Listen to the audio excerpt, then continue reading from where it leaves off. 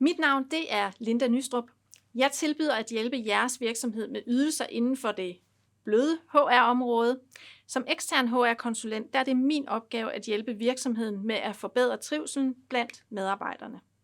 Jeg analyserer og vurderer arbejdsmiljøet, identificerer eventuelle problemer og udvikler og implementerer løsninger til at forbedre trivselen og arbejdsglæden. Jeg kommunikerer med ledelsen og medarbejdere og hjælper med at opbygge en kultur, hvor trivsel og velvære prioriteres. Min rolle er at sikre, at alle medarbejdere har de bedst mulige betingelser for at trives og yde deres bedste. Jeg hjælper for eksempel virksomheden med at forbedre trivslen blandt medarbejderne ved at kortlægge problemstillinger og udarbejde handlingsplaner til forebyggelse og håndtering af sygefravær og arbejdsskader. Jeg tilbyder coaching og ledersparring med henblik på at løse eventuelle ledelsesdilemmaer og fremme samarbejdet på arbejdspladsen. Jeg hjælper virksomheden med at tiltrække og ansætte de bedste kandidater til ledige stillinger. Jeg kan hjælpe med at rekruttere kandidater fra kanten af arbejdsmarkedet.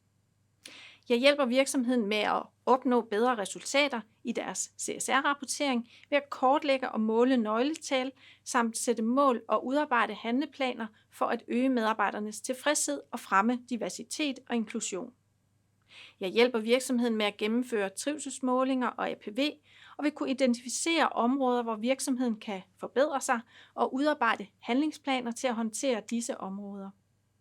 Ved at anvende personprofiltest, der vil jeg kunne hjælpe medarbejderne og lederteams med at forstå deres egne personlige styrker og svagheder, og dermed øge effektivitet og trivsel på arbejdspladsen. Samlet set der vil min ekspertise inden for HR og trivsel give virksomheden mulighed for at skabe en sundere og mere produktiv arbejdsplads, øge medarbejdertilfredsheden, mindske sygefraværet og forbedre virksomhedens omdømme på CSR-området. Jeg har konkret erfaring med at arbejde målrettet med at bedre trivslen og nedbringe sygefraværet på arbejdspladsen.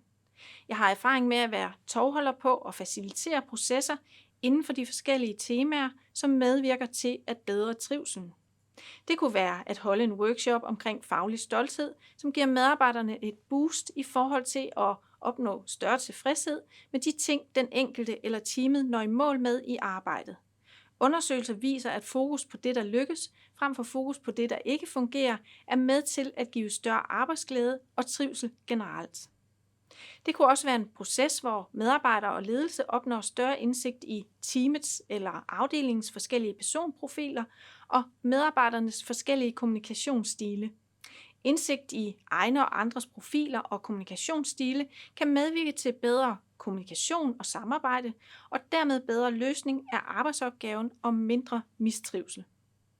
Står virksomheden over for en større forandring, så kunne det være et forløb, hvor ledelsen tilbyder sparring om og hjælp til at få planlagt processen. Et forløb aftales altid individuelt og med fokus på de behov, ønsker og målsætninger, som virksomheden har. Andre eksempler på indsatser, jeg har erfaring med, er processer omkring effektivisering, relationel koordinering, teametablering og udvikling, kulturudvikling og lignende. En trivselsproces kan have forskellige trin og aktiviteter, men min erfaring siger mig, at gennemgang af de følgende faser virker. Først identificerer vi i samarbejde eventuelle problemer. Vi ser på, hvor og hvorfor medarbejderne oplever mistrivsel. Det kan fx gøres ved at lave en spørgeskemaundersøgelse, holdningsmålinger, dialogmøder eller lignende. Dernæst prioriterer vi indsatsområder. Det kan vi gøre på forskellige måder, men min erfaring det er, at det er en god idé at involvere medarbejderne i processen, så vi sammen kan diskutere resultaterne af undersøgelsen og prioritere de områder, der skal være fokus på. Når vi har aftalt, hvilke indsatsområder vi skal arbejde med, så udvikler vi en handleplan, hvor vi når frem til, hvordan vi skal arbejde med de valgte indsatsområder. Det kan inkludere forskellige tiltag, som f.eks. ændring i arbejdsopgaver, arbejdsforhold eller kommunikation. Når planen er på plads, så skal den implementeres, og de enkelte tiltag skal sættes i gang. Efter en given periode, så kan vi evaluere, om tiltagene har haft den ønskede effekt på trivslen. Ofte vil der skulle justering til undervejs. Jeg hjælper jer igennem hele processen eller dele af processen, alt efter jeres ønsker. Som person der er jeg empatisk og har en anerkendende tilgang til de mennesker og de arbejdspladser, jeg hjælper. Jeg har stort fokus på ordentlighed og høj kvalitet, Jeg tilrettelægger min indsats med udgangspunkt i den enkelte virksomheds ønsker og behov. Jeg tilbyder jer forskellige muligheder for samarbejde, alt efter hvad der passer bedst til jeres behov og ønsker. Først og fremmest kan jeg tilbyde jer en abonnementløsning, hvor jeg løbende hjælper jer med at måle og forbedre trivselen i virksomheden. Dette kan inkludere både udvikling og implementering af trivselsmålinger, analyse af data og rapportering samt rådgivning og opfølgning på resultaterne. Hvis I har behov for mere omfattende samarbejde og rådgivning på HR-området, kan jeg også tilbyde en samarbejdsaftale. Her vil jeg arbejde tæt sammen med jer for at udvikle og implementere trivselsstrategier og tiltag, som kan bidrage til at forbedre trivselen i virksomheden og styrke jeres HR-indsats generelt. Endelig kan jeg også tilbyde at fungere som interim HR-konsulent for en periode, hvis I har brug for ekstra kapacitet og ekspertise på HR-området.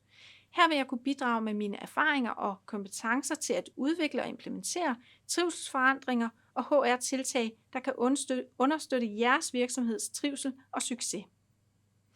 Uanset hvilken løsning, der passer bedst til jeres behov og ønsker, så vil jeg stå til rådighed med min ekspertise og rådgivning, så I kan opnå en sund og produktiv arbejdsplads, hvor medarbejderne trives og bidrager til virksomhedens succes. Kontakt mig, hvis I ønsker at høre mere om, hvilke muligheder der kan være for jeres virksomhed.